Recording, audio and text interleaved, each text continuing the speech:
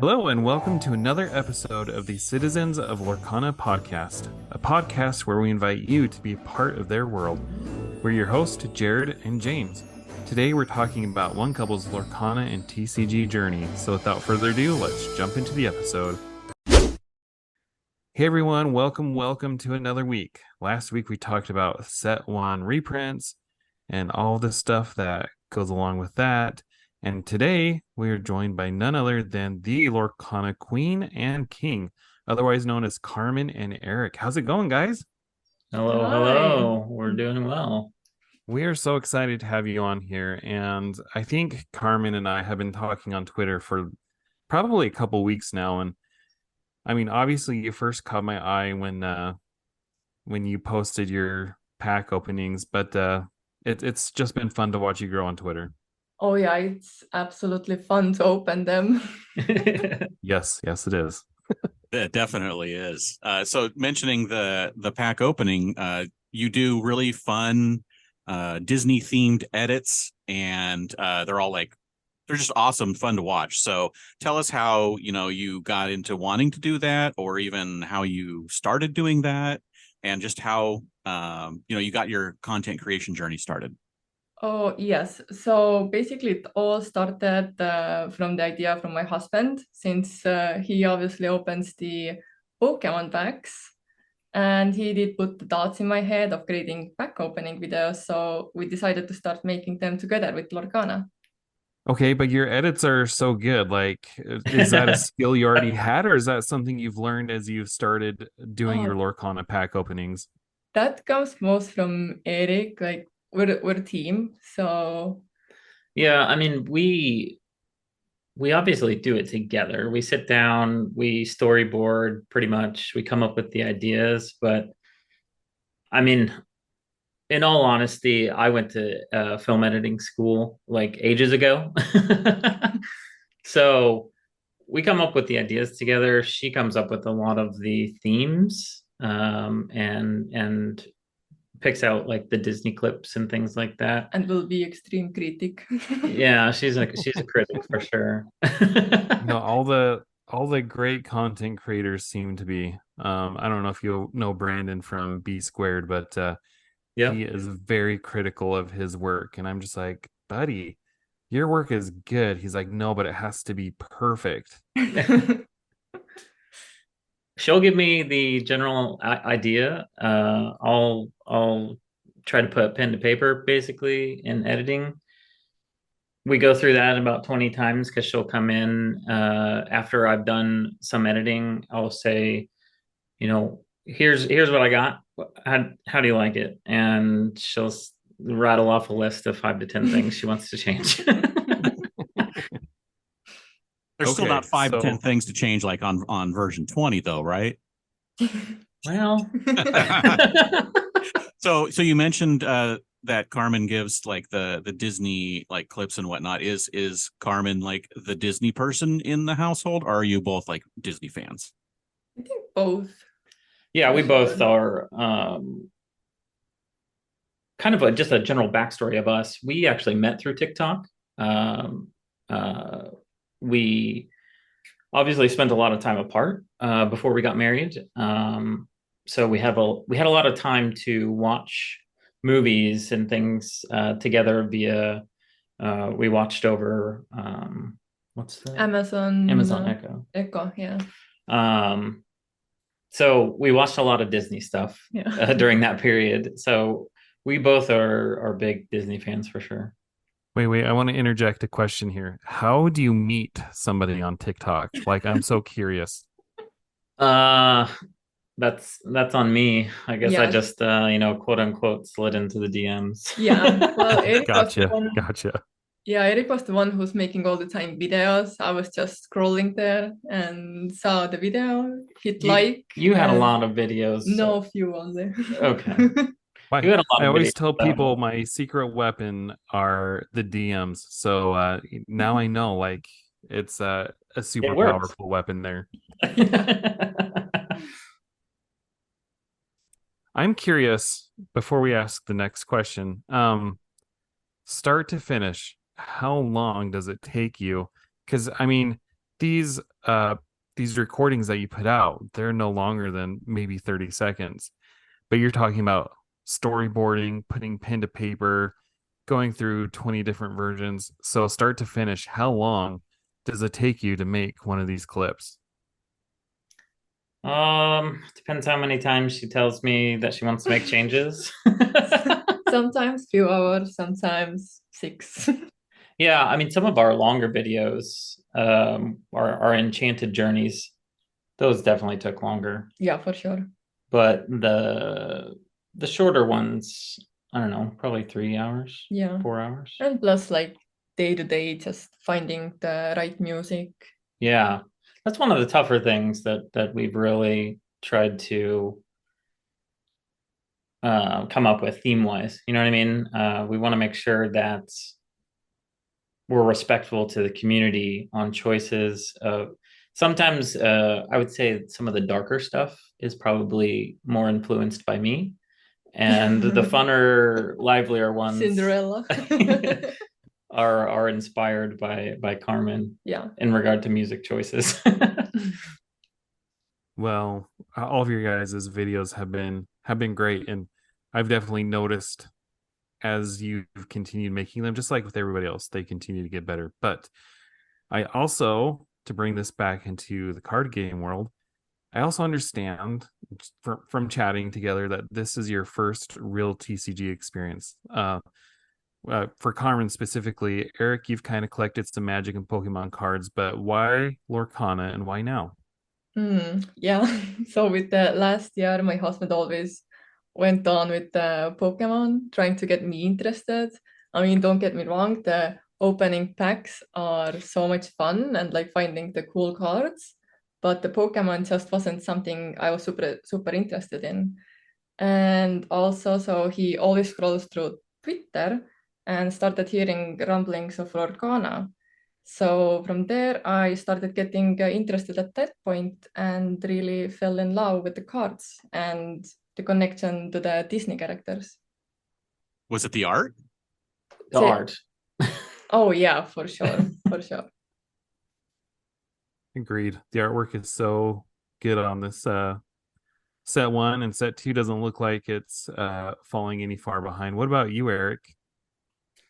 I mean, I knew that Disney would suck her in to TCGs.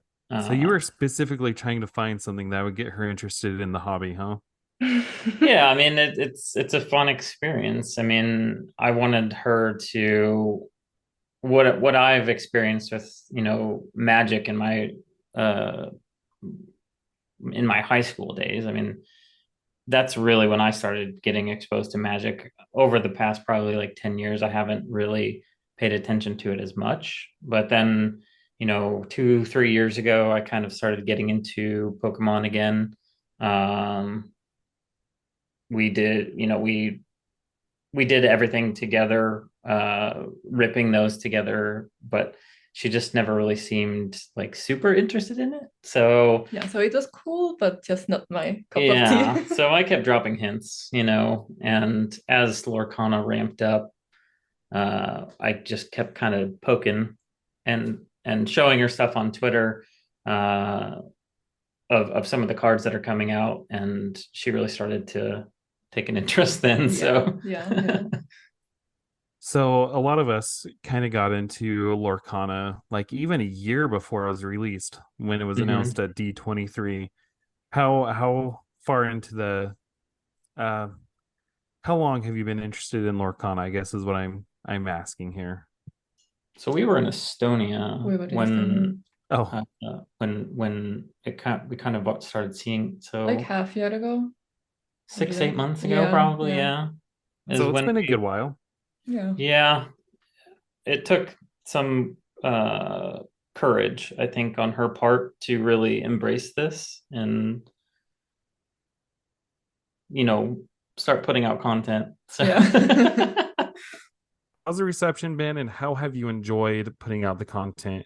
Like, I know it's scary. Like, we were scared the first time we put stuff out there, but it gets a little better over time. And I'm just curious how you feel now that you've actually been putting stuff out there. I mean, I think I'm still a little bit shy with it, but the time goes on, the more I feel it. Good. And do you feel like people have overall been pretty receptive? I would say so. I hope so. I think so too. I try to be one of your cheerleaders. I appreciate that a lot. Yeah, so you've been doing a bunch of pack openings, and in order to do pack openings, you have to have packs.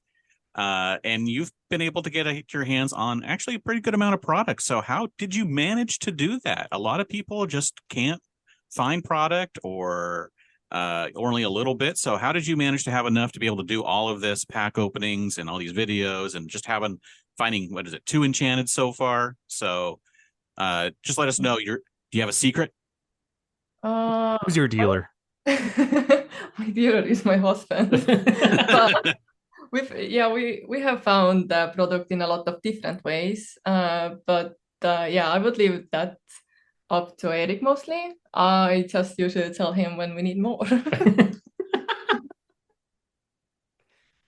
Yeah, I mean, just to kind of expand on that, I know a lot of people have had questions about that. I am the one that pretty much does all the buying. So I mean, we've gotten it all over the place though. I So mean, many stores. yeah, we've gotten lucky at Target, Walmart. Most of that was just single booster packs, and I think one trove. Yeah, yeah, One trove. We've gone to a couple of LGSs here that we've been lucky enough to find product when they had it. Definitely not at MSRP at the LGSs, but I think right now, the last time I looked, we are at an average, I think just over $10 a pack, which most people will say that that is a pretty high number. But for the just the new game, the collectability, the playability of this game, I've done a lot of research on this game in the past. I think we're happy, with where we're at from a financial perspective on what we've bought these for. It's been so refreshing getting into this and putting out this content together. You know, we're early in our marriage. This is something we're gonna remember forever, type of thing. Yeah, for sure. This is something we share as an experience, and the community. Oh my gosh, the Lorcana community is just amazing. Everybody's so positive. I think we've maybe had, I wouldn't even call them negative experiences on Twitter.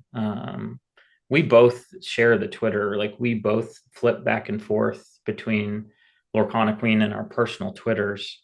So we both see everything. We're literally like one entity. We talk about this all day, every day right now, and share. We literally type out responses on Twitter and look through Twitter together. It's an amazing experience. Awesome. That's one of the reasons I was trying so hard to get my wife into Lorcana, because that is something fun to share together. So, going forward, what are your goals for Lorcana? Like, do you plan on heavily collecting future sets? I mean, or was this just because it was set one and something that potentially uh, is going to be long lasting and have lots of collectability this first set? Uh, I would say definitely long lasting. I think we plan just maintaining what we're doing with the collecting and growing the Lorcana community. But as we talk, then we definitely want to do some giveaways. And also, I am super, super excited about chapter 2. So long lasting. Yeah, I think as long as the community continues to enjoy our content, we'll be here. Giveaways are going to be a big part of our future. Yeah. We know we're in that position to be able to do that. It's important for people to get their hands on this, and not only, I mean, yes, as we went into this, we were mainly collectors, but getting into the community seeing how amazing the gameplay is and seeing the position that people are being put in from a financial perspective just to get this product. You know, we want to give back. So Well, that leads perfectly into my next question, which is, from the collector side, you guys are all in on collecting and opening packs and seeing what you can get. But how about playing? Do you guys play the game against each other? Are you guys going to a local game store to play in a league or playing online? Or are you just like easing into that? Or is that not part of your Lorcana journey? We have attempted to play the game ourselves and watch some play onlines, but right now definitely it is for both of us a beginning of like learning it. But just the other night, Eric turned on, I don't know if I'm going to say it now correctly, but Chibrizi on Twitch, and that was really fun to watch. I think is it why I don't know how he is it why breezy. Yeah, I know who you're talking about. He's a fellow Team Flounder fan. Yeah. It's YY Breezy, I think is his username. Sorry, I'm a fan, but I don't have the name memorized. Yeah, he's fun. He has so much energy. He does. And we also have never seen League play in person, but that would be exciting to see at one day. Absolutely. Yeah, I mean, like I said earlier, the game looks like it's so much fun to play. Watching online, just seeing the strategies that you guys put out there on Twitter. I personally love I love that aspect of the game, the strategy behind it, and I don't fully understand everything that you guys talk about, but again, it goes back to growing the community. I think Carmen and I are pretty good about reposting a lot of stuff that we see regarding strategy, how to play, because not only do we want to show people how beautiful this game is from an art perspective, we also want to make sure that people understand that this is a very playable game, very, very fun from everything we've seen from people post online. And I think that's important. And I think we'll definitely get into this and play it. I think Carmen's a little nervous about learning it all, but I think it's understandable. We have to at this point. It's just we're missing out on a huge aspect of it. $1 million question: are you going to be sleeving up those enchanteds and throwing them in your deck? Oof. That's a question there. No. No, I would not do that personally. Probably not. Probably not. No. I know people that have. I know that there are some people who just like, let me go buy 4 enchanted Mauis and throw them in my Ruby Amethyst deck, and I'm like, we've seen the pictures. Yeah, I'm like, okay, you can do that, but I certainly wouldn't. Yeah, that's not me. No. I mean, if you want to flex, you can flex. And you pulled 2 enchanted Auroras, and that's my absolute favorite enchanted card. So what was that like? I mean, you shared the one Road to Enchanted, and I think, Eric, you were the one that opened it, and you're just like, oh my gosh, like you show the emotion that I don't have. When I did my box opening at Gen Con and I got an enchanted, I was like, oh cool, nice alternate art card, and people were like, that's it. But you had the emotion, so walk us through, what was that like? I love Eric reactions. Like both times when we have gotten those enchanted cards, that's amazing. He jumps up, he screams, he's like, oh my god. So I have to tell a funny story here though. So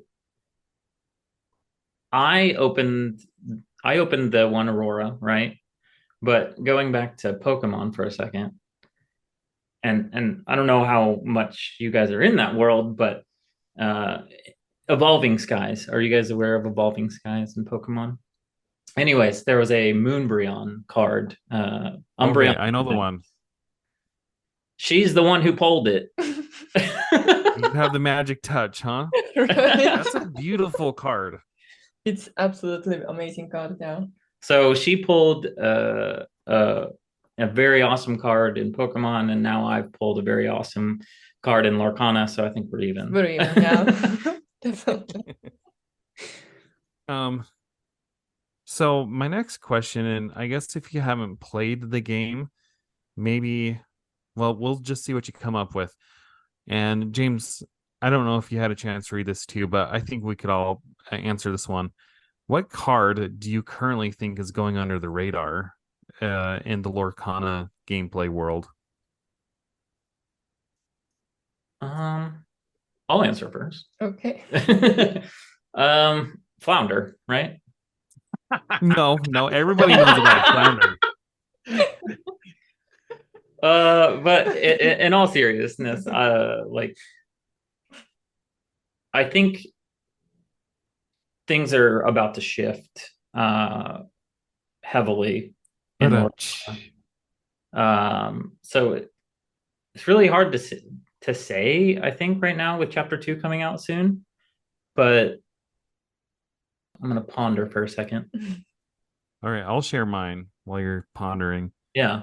I've actually been seeing it pop up a little bit more now, but the Insteel Captain Hook Thinking a Happy Thought, I think is the name of the card. Mm. The one where he's flying. Mhm. At first I was like, why is my opponent not attacking my Flounder with his baby hook? I thought that was so weird, but they were saving him so they could shift on to Captain Hook Thinking Happy Thought by turn 3. And that hook is such a menace because cards that are 3 cost and less, I think, can't attack back into it. And it has that challenger icon, so it attacks for 5 and it can take out like a Rapunzel. But also, you play it on turn 5 and you can sing a song like Grab Your Swords or A Whole New World. I think like it's uninkable, so I think that's why it's flying under the radar. But when people get it out and it gets going, I think it's a really good card. I think that's probably going to be one of your. I'm talking to Carmen. Sorry. I think that's one of the things that probably is going to be the toughest uh, for you to pick up. Will be how you can ink things and you can play them out into the field, and then sing songs. I mean, Yeah. you haven't gotten that far into it yet. Yeah. I'm trying to decipher right Yeah, now. yeah. But we, like, her and I have been, we're heavy into all sorts of card games, like actual just general card games, trivia, board games, puzzles. And I think some of that we want a little bit more of a challenge. And I think that's where also I want us to get into pivoting into something that involves more strategy and things of that nature. Yeah, absolutely. Yeah. Yeah. I still don't have my thought on the under the radar. No worries. I'm gonna say I think that the Emerald Beast legendary card is going to come back into, or actually first it was never in anyone's like high value decks. I think it's something that could be made use of with its ability of exerting everything that's damaged and all of the pinging of damage that we can do now. That's going to be coming in with all of the different characters that, like, you know, exert to cause a damage. They don't have to be exerted. You can just do damage to them and then play your beast, and then everything's exerted, and then you can go to town. So I think that one can come in and definitely have some use in the future. I mean, I know that people say that not every legendary can be great, but I think that they made it a legendary because it can be useful if you build the right deck around it. And well, so I think from us we track everything from an inventory perspective. Yeah. Yeah. Which I find it really interesting that you say that, because right now Emerald is one of the cheaper if you were to, like, if you have like a full play set with that, it's one of the cheapest out there right now. Mhm. Yeah. Yeah, I mean that beast is compared to all the other legendaries except Gontu. I mean it's like the second cheapest one, I think.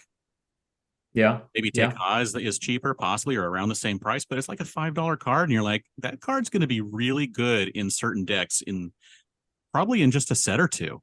I think with all the different ways that they're going to be adding cards that can do different things. So we'll see, but I think it's one of the hidden gems for future sets, possibly. But yeah, so it's good that we have a foil of that in that case. Yes. Oh, I didn't say my favorite card. Who can guess that?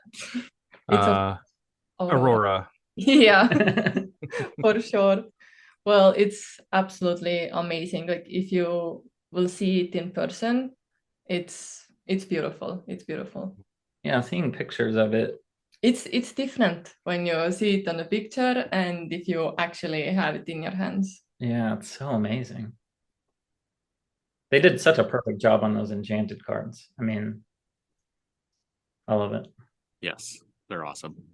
I mean, if I were to like, if this was like 3 or 4 weeks ago, I probably would have said like John Silver or somebody like that. But Right. I feel like over the past month and a half, from everything we see on Twitter, people have really come back to understand the power of him. Yeah. As content creators, do you have any advice that you would give to those looking to get into content creation? We ask this of everyone who's a content creator. Yeah, so I would say that be yourself and just do what you like to do, because there are other people out there that enjoy the same things and you just have to find them.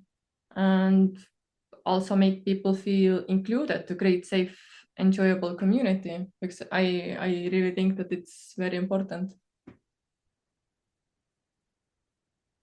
Yeah, I would go to the other end of the spectrum. I fully support what you're saying there. I think it's super important. But I would go to something a little bit different and say document everything you do, because you never know when there's going to be a moment. If you're seriously like, if you want to do what we do, like from a visual perspective and create pack opening videos, that's what I'm talking about here, is like literally document everything you do, because yeah, but if we have done like our own we already did that mistake. And yeah, that first enchanted, when we found it, yeah, the first enchanted we found, we were not prepared.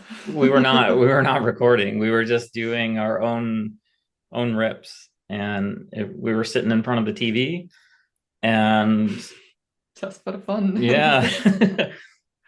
So as soon as she saw the enchanted symbol, she turned on her phone. But it's not the same as what you guys saw with the second one. You know what I mean? Right. So now, do you guys set up for every single pack you open? Yes. After that, we definitely have. Yeah, awesome. we're not going to make that mistake again.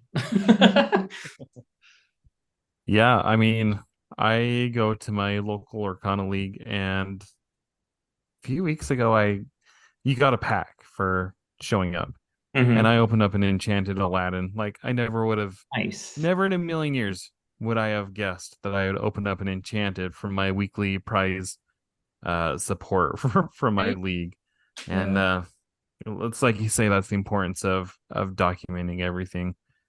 So yeah, if you're trying to do what we're doing, yes, document everything. Obviously, if you're just if you're doing anything else, whether like if you just want to tweet, or what do they even call it now? I don't even know what they call it. Tweet. Come on. You can keep calling it tweeting.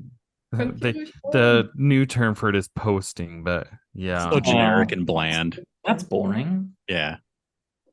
But I mean, if you're trying to do what we're doing, document everything. Yeah. Yes. So Yeah, like if you're doing what gameplay, I mean, just record yourself playing the game all the time, right? Absolutely. You never Do know it. when you're going to have some combo or something that you're like, wow, that's a really cool thing that needs to show off, how that works. So, Absolutely. Which Right. actually, uh, we want to do stuff like that though as we learn the game. We want to start doing some recording. I don't think we want to give away too much. Just a little teaser there, but we do want to start creating some content, going back to growing the community. Of I I think you mentioned this, but I completely agree with Carmen that I think you're going to see a different aspect with this game of people like us coming into this who don't have a whole lot of knowledge with TCGs. And you're going to have some people diving into this as collectors, but then realizing how playable and how fun it is. And that's what's happened to us. And I really think it would be a valuable piece of content to be out there and available to the world to document that journey of learning this game. And we hope to do that at some point in the future here. That leads right into my last question here. So, at the end of the day, what is your ultimate goal with making your content? Like, if you were to look back 30 years from now and you're like, yeah, when we were making content for Lorcana, we made it. Like, what does that look like for you? Uh, well, in addition that we just said, I think one thing that's very important to us, what we have not yet been able to do, is to go live. We really want to go live to share our like actual authentic opening experiences, and we want to make this product accessible to buy by doing rip and ships. And we really enjoy opening packs, but we also enjoy the thought of getting more people into Lorcana. So ripping and shipping would really do that. And we also would do giveaways on our lives for sure. Yeah. James has been trying to talk me into doing live content pretty much since the beginning. That's super scary. It is scary, but also like at first it will be scary, but then you'll be already in it and Yeah. you will enjoy it. you just never pay attention to that little number in the corner of how many people are watching. You just Oh yeah. I never pay mean, attention to that because you never want to understand that there are actual eyeballs on you. You just do what you do, yeah. Yeah. and then you're done, and you don't have We'll to worry tape about it. that. That's what I do when I do live. I will tape that corner not to see it. Yeah. Yeah, I think just to piggyback on that too, um, we kind of also kind of teased it a little bit today, but I think one of the key aspects of this too, if you're saying from a future state, where do we want to be? I think one of the things we also have an opportunity to do is bring 3D printing ideas Oof, yeah. into Lorcana.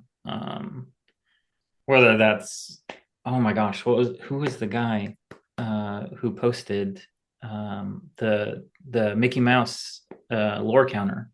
Yeah, it's like Monster Fergus or something. Yeah. Oh, a lore counter? What, are Oh, you talking about that little statue? the little Yes. Yeah. that he painted and looked aged, and it looks like a Yes. coppery one. Yes. Yeah, that thing's really cool looking. Like we wanted, I mean, I know 3D printers are more accessible nowadays, but I think we can come up with some really cool ideas. We have come up really good We have. ideas. We just haven't put them out there yet. But today was just a kind of test the waters of seeing if people are interested in that type of thing. But also, I think tomorrow, I think we have scheduled in our brains to incorporate a 3D aspect, a 3D printing aspect of our first giveaway. So that I just want to say that that's something we want to incorporate. So if anybody listening has some ideas, feel free to shoot them to us of something you'd like to see in the community, anything you guys would like to see available in the community. I know that there's already stuff out there from just doing research on 3D printing with Lorcana, but I think that's a really cool thing. I really enjoy doing CAD stuff. So even if people aren't buying it, I'm still going to do it. You heard it here first. All right, shall we jump into the ending segments here, James? Yes, and the ending segments are Lorcana Lexicon. What do we have for our Lorcana Lexicon today? This was by request. The term is grading, and specifically the genesis of this question is because I had somebody point out to me that on eBay there was a grade 10 flounder that I could buy for $14.99. And I was like, why not? Why not? So grading is the term. So the way I understand grading, I've never done it myself. You guys have been talking about Pokemon cards. I have a couple here that I'm interested in getting graded. But you send it into a company in the Lorcana world. Typically, the company's called PSA. This flounder that I'm buying from, it's like CSG. I don't know. So they're different companies, but I think that's the one. Yeah. But PSA is the big one. You send it in and you try to send it in as pristine as you can. Mhm. And then they have somebody there who grades the card. I don't know what the metrics they have are, but they have like metrics based on how centered it is, how clean it is, if there's any artifacts on it. And depending on how clean the card is, they'll give it a score out of 10. A 10 out of 10 is a perfect grade. And then it goes all the way down to like a 0, where it's been through the washer and ironed out and submitted. I don't know why you'd ever do that, but I imagine somebody may have. I will actually tell you why people would do that, because population reports are very important to some collectors. So if there's a D23 Elsa promo that got a grade 2 and there's only one of them, someone will pay for that because there's only one of them. That's fair. It's crazy that a 2, which is, 20% of a perfect card, someone is willing to buy, and not for like $2, for decent amounts of money. So it's a weird world. It's definitely a whole other side of collecting where you can get stuff graded by, I think there's so many companies out there now. I think there's like 4, like you mentioned, PSA is the huge one. They do more cards in a month than I think most of the other companies do in an entire year each, or even combined. So they do like 1 million cards a month now, I think. Beckett's a huge one too. Yeah, they're the next biggest one. But I think they still only do like 100,000 a month, maybe. Yeah. That for some reason though, with Beckett, their black labels just Black Label is like a perfect 10 centering. You guys are going to make me nerd out here, because I'm well aware of all of this, because from this goes all the way back to like when I was 13 years old. Me and my dad bought a almost full run of Fantastic Four comic books. Wow. We had numbers 10 through 416, and we did a lot of grading with some of those. So that I've always paid attention to that, from even getting into Pokemon and things of that nature. So yeah, I'm well aware of how deep that rabbit hole goes with population reports and all of that. Yeah, and it's very huge. Yeah, and there's different things. Like PSA has, I mean, you have to go online and you can see it. You can just look at their grading standards, and they have slightly more lenient standards than some of the others. And like you mentioned, the Beckett Pristine 10, which is where they have subgrades, they call them, where they grade like 4 different things, like edges and surface and centering and all that. And if you get 4 10s, then you can get a Pristine 10. And so far as we know, of the D23 promo cards, the 7 D23 promos, there's been a single card that has gotten a pristine 10, and that was a hook card. And from what I understand, that card sold a few months ago for $25,000. Wow. And the normal PSA 10 hook sells for like $1,500, $2,000, something like that. Are there any estimates out there of how many of those got handed out? The sets with the foil, which was the 6 cards, not the Mickey, but the other 6, there were 900 sets sold at D23. And we Wow. know that they gave a set to every employee, and then they had a few others that they did for like giveaways, I think. So there's more than 900 sets, but we don't think there's more than 1,000. And 20 for the years from Mickeys, now, we, Yeah, the Mickeys we don't know. The estimates are anywhere from like 3,000 to 10,000. But I think we're all pretty. We've kind of looked at like the rate of people going through the booth and all that kind of stuff, and we think it's somewhere between 3,000 and 5,000 actually, with probably closer to 5,000. But then you have a bunch of them that were ending up in trash, ending up in pockets. So yeah, it's kind of crazy. They're very low. If basically most people consider the D23 cards to be the supreme collectibles for Lorcana currently, and maybe for all time. It's pretty crazy. Why would people throw them in the trash? yeah, I have a hard time believing that one. It's kids going through the line, little kids get it and they play with it, and then stick it in their pocket, and then mom's cleaning it out later in the day, and they're like, oh, they threw this in their pocket, and then it just goes in the trash. It's possible, but I don't think there's very many. Like 3, 4, maybe. All right. Yeah. Let's talk about the news here. There is a lot of news. This one I found when I was scrolling through Facebook. I was just scrolling randomly, and there was an advertisement from Good Housekeeping for the best toys of 2023. So I grabbed a screenshot, shared it on Twitter.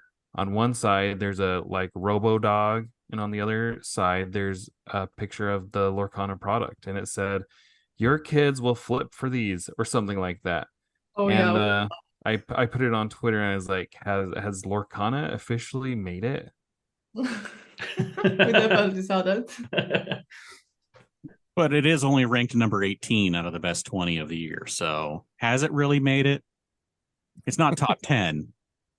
But the fact that it even made it onto a like top toy list, for something that's mainstream like this is mind blowing. Really, I mean, we've talked about, is this going to be the Tickle Me Elmo? And well, clearly it's not, because it's not the number 1 toy. The fact that it is even amongst the discussion of the top 20 toys, period, is pretty incredible. Yeah, it's pretty cool. I mean, if Disney throws their full weight into this, which I think Carmen showed me the post you put out earlier about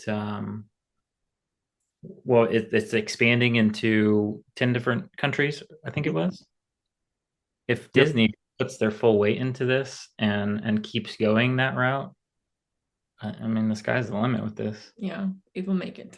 Yeah. I mean, essentially, and the thing is Disney has thrown basically 0 weight into it so far. I know. They've like put it in their theme parks and advertised it at the Destination 23 and put it on the Disney cruise. But yeah, that's pretty much been it. Yeah, it's not been widespread at all. And so that was the other news, which was this morning actually, was the news that Lorcana will be expanding into 10 more markets with set 3, and also be available in Italian starting with set 3. And it's like Mexico and then a bunch of European countries, right? Yep. So that's where it's expanding so far. The little thing that I put with this too is a lot of the hobby stores that applied for organized play for set 2 got an email saying that they were not expanding at this time, but in set 3 they would expand. So between this news of Lorcana being in 10 more markets with set 3 and expanding organized play in set 3, to me that confirms our hopes that set 3 is going to be when there's going to be plentiful product. Set 3 is going to be when you go into Walmart and Target, and it's not like there are 12 dudes lined up waiting to see if the stalkers are going to put out Lorcana, because it's going to hopefully be there. And if not there, then it's going to be at your local game store. Like, I firmly believe that set 3 is when a lot of this pressure from the scalping prices is going to decrease. I'm actually very interested of is it ever going to make it to Estonia? Well, I know they're expanding. One of the markets was Czech Republic and Poland. So, I mean, if they keep making their way into Eastern Europe, there's definitely a Yeah, possibility. Poland is not that far away. I don't. It would be so awesome to see, but it would also be. I don't know if you guys have ever seen Estonian, the language. It would be funny to see that on Disney cards. Oh, I Yes. don't know if they would ever, publish it in Estonian. It would probably be in English like they're doing for Spain and Yeah, Mexico. yeah. Yeah, because like if we think about the Pokemon, then we did buy a few packs in Estonia We of did. Pokemon, and it was in English. It was unfortunately Mm. very overpriced there. But Oh, yeah, extremely. Yeah. So, with that news, we also got actually quite a few brand new cards from set 2. Let's go through those real quick. We got first up 2 more of the OP promo cards. We got the full versions of. We got Bucky, the Squirrel Squeak Tutor, the 2-cost 1/1 with Ward, and his ability Squeak. Whenever you play a Floodborn character, each opponent chooses and discards a card. And he's got 1 lore, and this is a pretty awesome card, I think. Yeah, it definitely is going to find its slot in some Emerald decks. I mean, the one thing against it is the 1/1 stat line. It does have Ward, though, so like the next card we're going to talk about can't target it. So that should give it some sticking power. But yeah, I mean, that's pretty nasty to make your opponents discard a card. For sure. And speaking of that next card, that is Robin Hood Capable Fighter. 2 ink, uninkable, 1/3, and the ability Skirmish, Exert, and deal 1 damage to chosen character. And he also has 1 lore. So this is pretty fun. So you can damage unexerted characters with this. Yeah, this is going to be pretty good at dealing pot shot damage, and will also tie in well to another card we're going to talk about today, which is the Beast card. But I mean, we all know how annoying the Steel Prince Hans is when he quests and does 1 damage. This is going to be, much the same. Now, where it's a uninkable, people are going to have to think about including that in their deck if it's worthwhile, but it's a pretty sweet ability to deal with those Lilos and Baby Mals and Phils. Like this Robin Hood just takes care of them. So the next one we got from the Lorcana HQ Discord server. It's another steel, and it's an item card. It's from the Great Mouse Detective, so that's our second one, and it's called Mouse Armor, and it's a 2-cost uninkable item, and its ability says Protection, and it says Exert. Chosen character gains resist +1 until the start of your next turn. And that's pretty sweet. Like, we've seen a lot of abilities that last on your turn, but the fact that this lasts until the start of your next turn, that's pretty sweet. Yes. And it's in steel where some characters already have resist with the newer characters that are coming out. So this is going to just add that 1 more extra on them to make them even harder to challenge and remove, because they're going to just soak up so much damage. I mean, can you imagine a Cinderella with resist +3? Yeah. Or even if you have 2 of these, or if you're playing Sapphire Steel and you have a Cogsworth in play and now they have resist 4. Right. So you're going to basically need hard removal in order to get rid of them, because how many things do you have that not only can eat up that 4 resist, but then also like that Cinderella has how much willpower? Like 6? 5? Yeah, I think it's 5. So you need what? 9 damage to get rid of them? Yeah, that's pretty sick. That's crazy. So anyway, that's Mouse Armor. But with a caveat on this, I was listening to the Glimmer Gang, and they were reminiscing how in set 1 we had a lot of the evasive cards come out at the beginning when set 1 was being revealed, and everybody was like, is evasive going to be overpowered?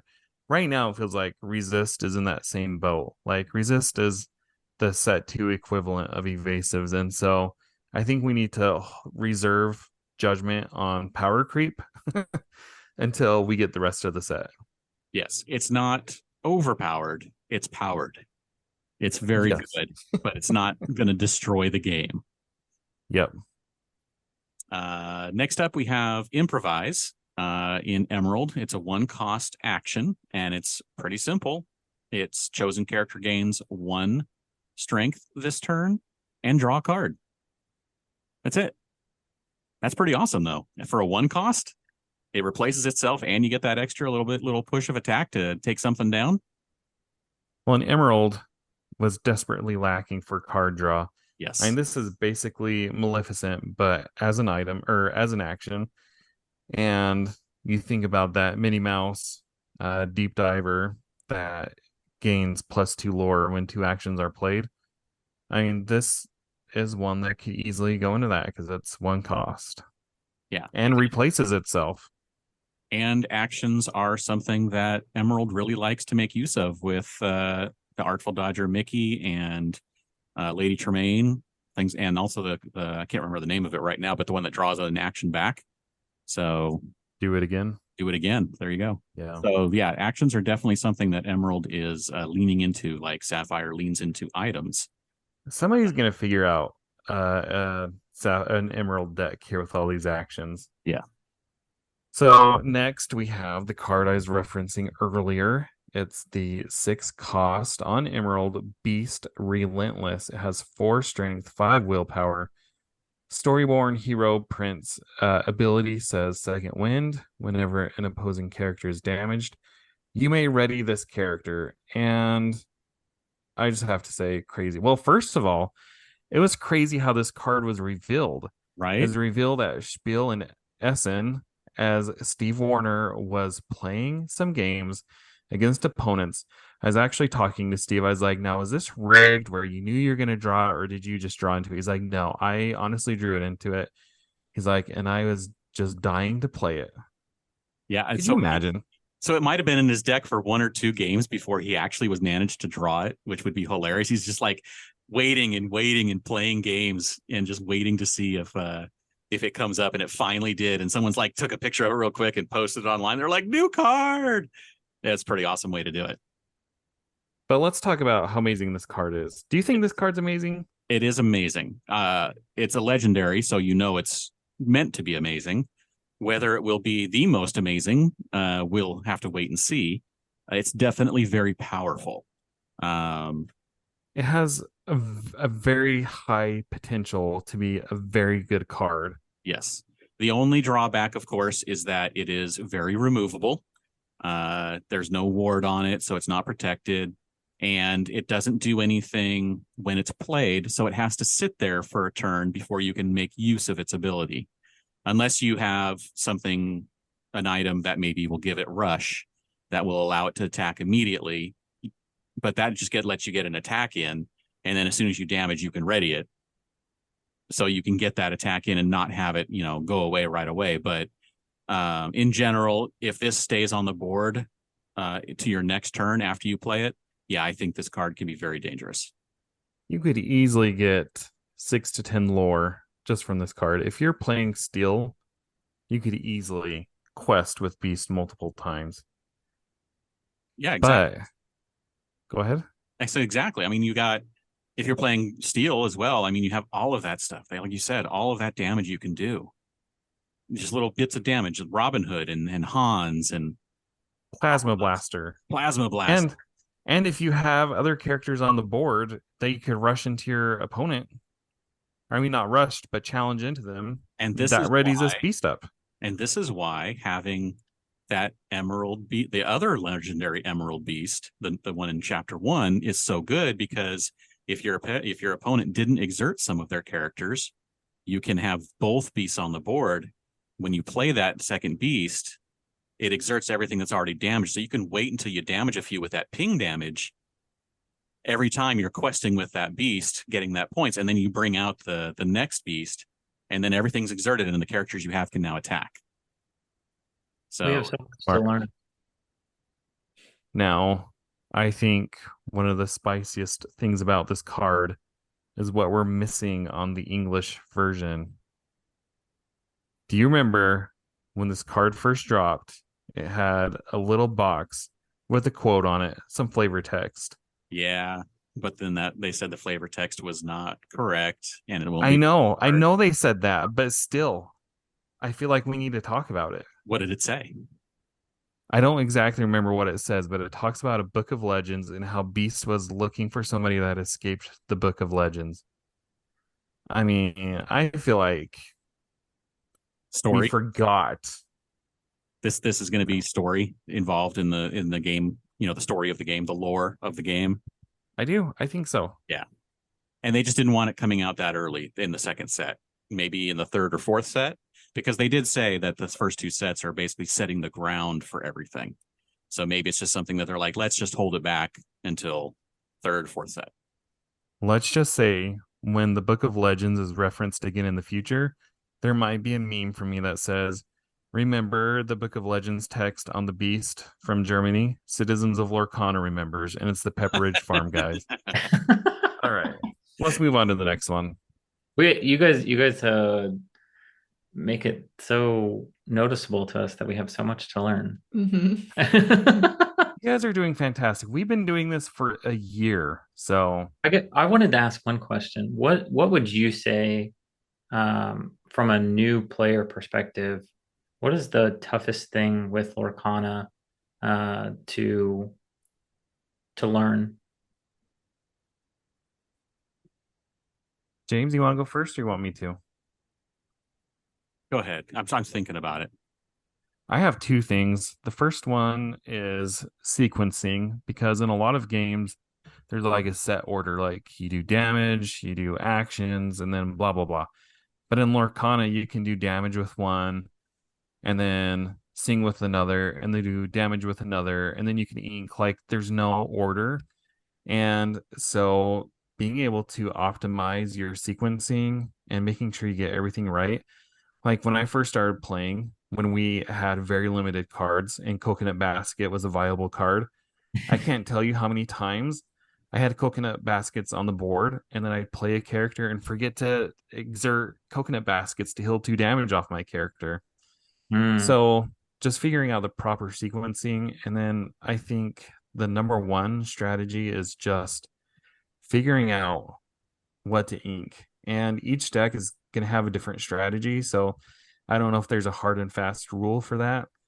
But generally in the beginning, you want to have a nice curve. For me anyway, I like to have a nice curve that I can build up. So I don't want to ink like all my ones and just have twos, fives, and sixes. I like to have like a 1, 2, 3, 4, ideally in my opening hand.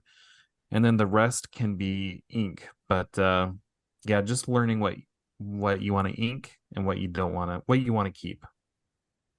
I think mine goes along with a piece of what Jared said, which is how he forgot the coconut baskets. And I think the hardest thing with learning a trading card game is just how much there is involved with every aspect of playing the game.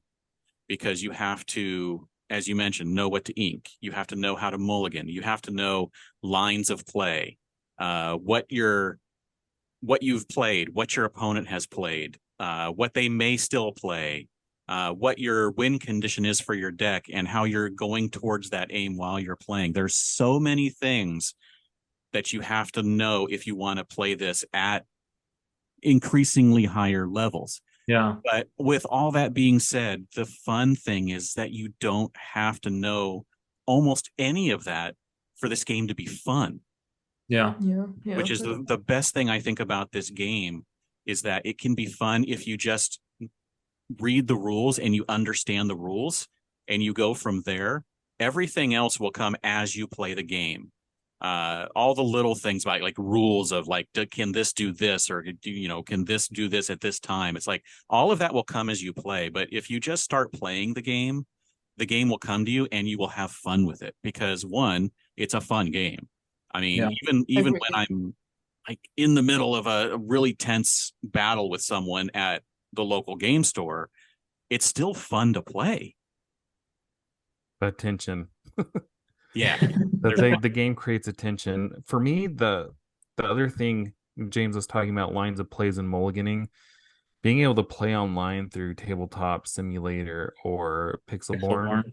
Yeah. you get to a point where you recognize those lines of plays both in your deck and in your opponent's deck. And I do try to play with all the meta decks so I have an understanding of each deck myself, but it's gotten to the point where when I'm at my locals and my opponent is playing a Ruby Amethyst deck and it's turn 5 and I'm like, here comes the Dragonfire, huh? And they're like, oh, how'd you know?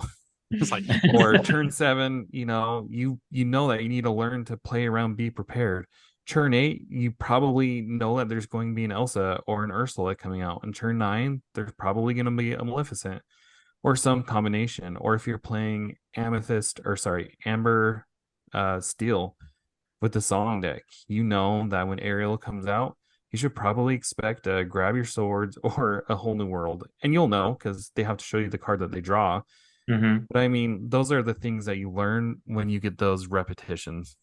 that's the best thing, is just playing the game, repetition of the game, and then the game becomes just second nature, and then you can move on to the next thing of recognizing the more detailed aspects of it. Cool. Did that help?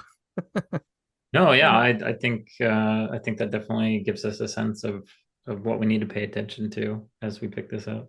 But at the end of the day, as James said, the most important thing is to have fun. And Sure. there are two types of players. Like there are those like James and I that are trying to jump into the competitive aspect of it. But there are so many people that just want to throw cards down on the table and play with their family and Mm-hmm. have fun with their starter decks. Like that's perfectly acceptable. So it's just a matter of finding out what the fun part of Lorcana is for you. Like James said, that tension when you're playing against somebody, and every time I'm playing against a Ruby Amethyst deck, I'm convinced that I'm going to lose because I just did for so long. And even when I'm ahead like 15-4, because I have a really good anti Ruby Amethyst deck, I still am just waiting for them to freeze my deck and come back and win the game. Like, I don't know, there's something about that tension that is palpable. Well, I mean, when you start seeing tournaments, like Carmen showed me, I don't know if that was today or yesterday, where you can win 2 cases of Lorcana. It's going to get some people in there. Yep, People are going to be that's trying to win so hard, and there's Yeah. 200 and something people that have signed up already. That's yeah. crazy. That's a lot. That's a lot of people that are just like trying really hard to win a game. It's gonna be a blast to watch that happen from afar. Was that in Miami? Yeah, it's the Yeah. Miami one. Yeah. Wow. Carmen said she always wants to go to Miami, so Right? I think it's time. That's only like 2 weeks away. Uh, And a half, right? Yep. Easy. Starts on the 22nd, I think. Wow. All right, we have 2 more cards. Let's get through those real quick. Why don't you take the first one there? All right, so the first one is another item. It's on Sapphire. It's 3-cost inkable. It's called Fang Crossbow. And this comes to us from the Raya and the Last Dragon franchise. So it has 2 abilities. Careful aim, says exert, pay 2 ink. Chosen character gets -2 strength this turn. The other one is stay back, and it says exert, banish this item, banish chosen dragon character. So the implication here is that we're going to get more dragon characters in the set. This card itself is, I mean, it remains to be seen how useful it will be. I mean, it is called Raya and the Last Dragon, so we can expect more dragon cards because right now we have one. I would think so. And isn't there like a Sisu playmat or deck? Deck box and sleeves, I think. Yeah. Yeah. So yeah, we're definitely getting at least one a Sisu. So we're getting more dragons. Yeah, we'll see how good this one is. But this is an item in Sapphire, and that's the same one that has Belle, Maurice, and Tamatoa. So this is definitely going into the item slingers kind of thing and seeing if that'll make that work. And then the final card revealed this week, also from Raya, is in Amber, and it's an action. and it's a 2 cost uninkable. And it's pretty simple. It's banish chosen character who was challenged this turn.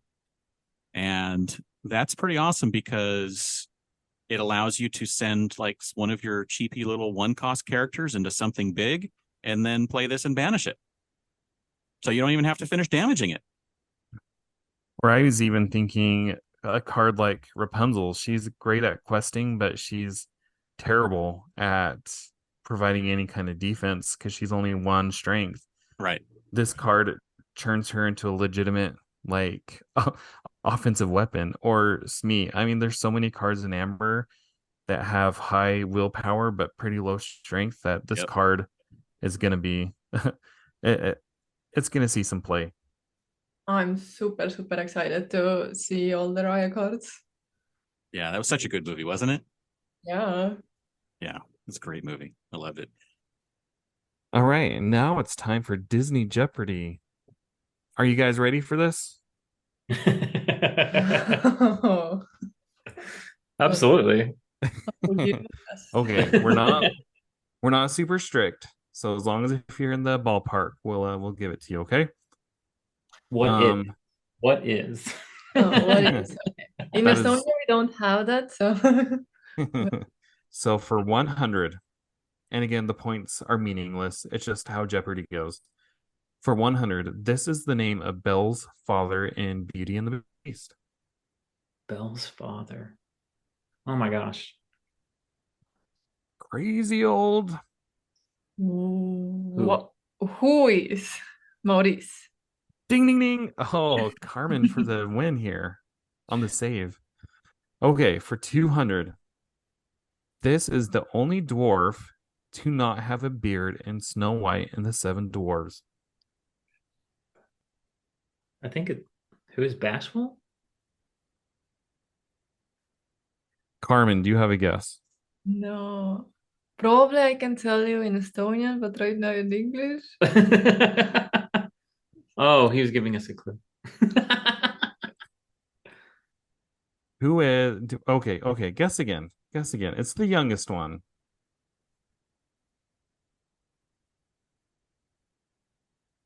I don't know if we haven't watched Snow White and the Seven Dwarfs in a long time. Okay. Who is Dopey? Dopey, of course. Jeez. All right, for 300 here. Yeah, This she is can tell you. She can tell you in Estonian what that is.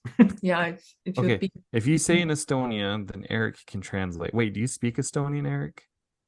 Oh, I can if I hear it, I can understand what people are saying. I cannot Okay. speak it myself. Okay.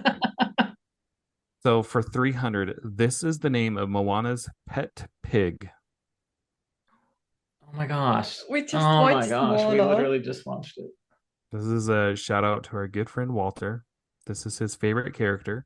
This is embarrassing that we don't know No, we this. literally just watched it. It's really funny because this character, the pig, is like in the beginning of the movie and then not in the rest of the movie. And Yeah. only comes back in the end. Yeah. We see Hey Hey through the whole thing. Yeah, hey. Yeah. All right. Oh my gosh. I can't. It's I- also Who is it's also a bear, kind of, in other movies. A bear? Yeah, I have bad hints. Oh my gosh. Okay. Who is Pua? Oh my gosh. That's Pua. terrible, James. What's Winnie the Pooh? Like Winnie right? the Pooh. Ooh, I get it. That's I get the terrible. connection. Ah, all right. For 400, we're moving past that hint. In the movie Tangled, this is what Rapunzel has always dreamed of doing. Always dreamed of doing? Stars? Yeah, I mean, she wants to see the lanterns. Ding, ding, ding, ding. Yeah, That's she wants to see the Yeah. lanterns. We literally just watched that too. She says to see stars.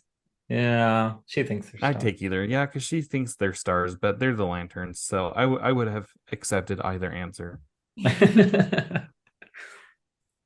All right, this is a tough one They're here. never going to get this one. Never? Oof. No, Okay. no. Well, I don't know. Maybe. Let's find out. I Okay, wouldn't have gotten this one. Let me tell you that. I would have. Well, Okay. For 500. In Finding Nemo, this is the address that Dory repeats in order to find Nemo.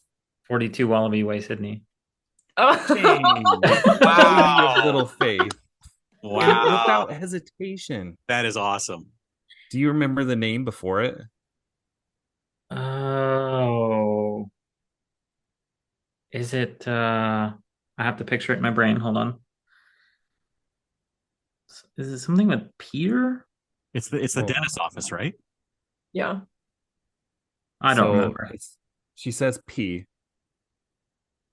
P. Sherman, 42 Wallaby P. Way. Sherman. Oh. I had the P. Oh man, I am Wow. impressed. That's awesome.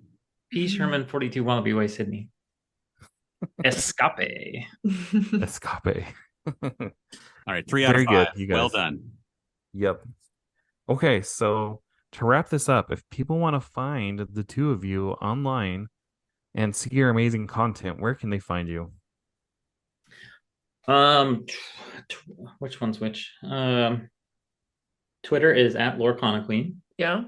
Unfortunately, on TikTok, I originally goofed that up, Oh yeah. and it's at Lorcana Queen 1. Yeah. You're not the original. Yeah, yeah. And also we joined Twitch because we want to Go live. go live on there at some point, along with TikTok. But somebody had taken Lorcana Queen on there as well, so we are also Lorcana Queen 1 on Twitch as well. Well, just show them who's best, right? Yeah, yeah. You're like, All who's right. number 1? Lorcana Queen 1. There you go. And if you liked what you heard, you can follow us on YouTube. You can subscribe to us on the podcasting platform of your choice. And you can follow me on Twitter at Citizens of Lorcana. And James, where can they find you? You can find me everywhere online at Dan Regal, and you can check out geekshotphoto.com for photography and social media links for my wife and I. And thank you all for joining us, and we will see you next time.